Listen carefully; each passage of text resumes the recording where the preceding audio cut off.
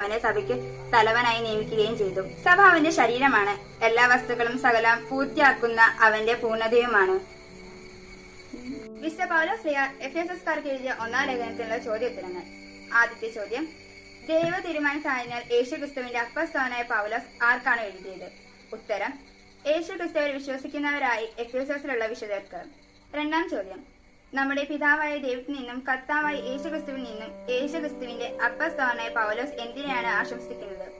ഉത്തരം, കൃപയും സമാധാനവും. മൂന്നാമത്തെ ചോദ്യം, സ്വർഗീയമായ എല്ലാ ആത്മീയ വരങ്ങളും യേശുക്രിസ്തുവിനെ നമ്മെ അനുഗ്രഹിച്ചവനും കർത്താവായ യേശുക്രിസ്തുവിന്റെ പിതാവായ ദൈവ ഡാഷ്. ഉത്തരം, സ്തുതിക്കപ്പെട്ടവനാകട്ടെ.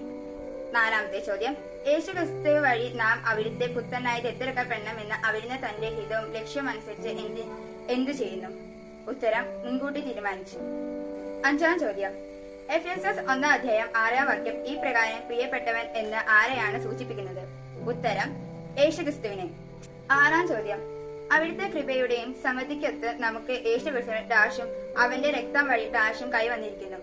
ഉത്തരം, പാപമോചനം രക്ഷയും.